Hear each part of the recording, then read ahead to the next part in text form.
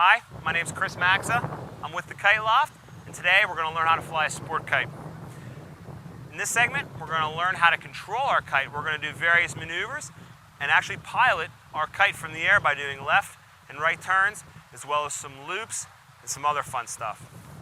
We're going to relaunch our kite, again, by putting our hands through the loops, taking a step back, pulling down to our sides as we learned in the last segment, and relaunching.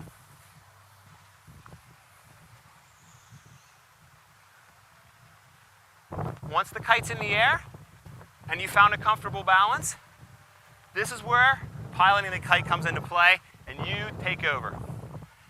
Sport kite flying is not much more than an extension of your hands through the line to the kite.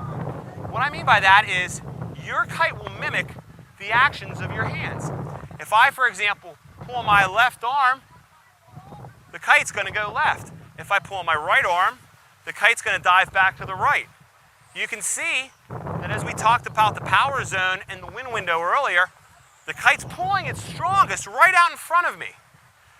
All I'm doing is a series of back and forth maneuvers by pulling my arms left and right.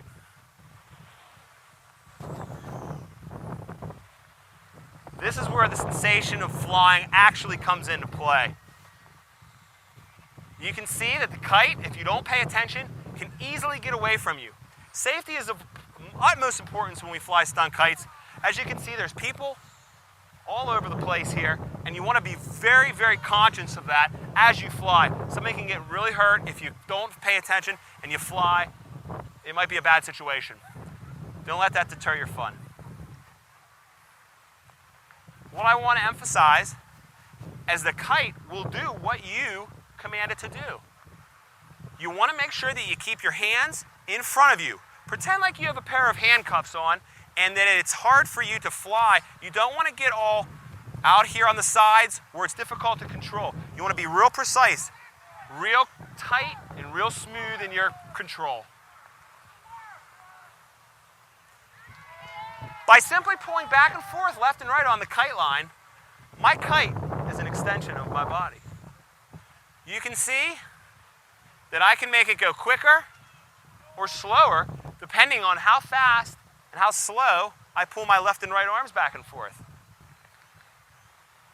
Explore the wind window by venturing out into the sides where it pulls a little less to both sides, and then flying it back through the center where our window is strongest, and it gets much faster and pulls a lot harder. If you want to pull off maneuvers such as the loops, it looks complicated, but it's really not. All you want to do is an extension of a turn. So if I want to do a counterclockwise loop, I'm simply going to pull on my left hand and allow it to keep pulling. Now you'll note that my kite lines are twisted. That's okay. You can still fly the kite with twisted lines as long as you remember that if you do 3 left-hand loops, you've got to pull on your right line and do 3 right-hand loops in order to untangle your line. This gets your kite back to the point where you were when you launched it. Remember, be vigilant in watching your kite at all times. It is important and safety is a concern. But with a little bit of practice and a lot of time, hopefully, you can become an expert too. Just to recap, pulling on the left line allows your kite to go left. Pulling on the right line allows your kite to go right.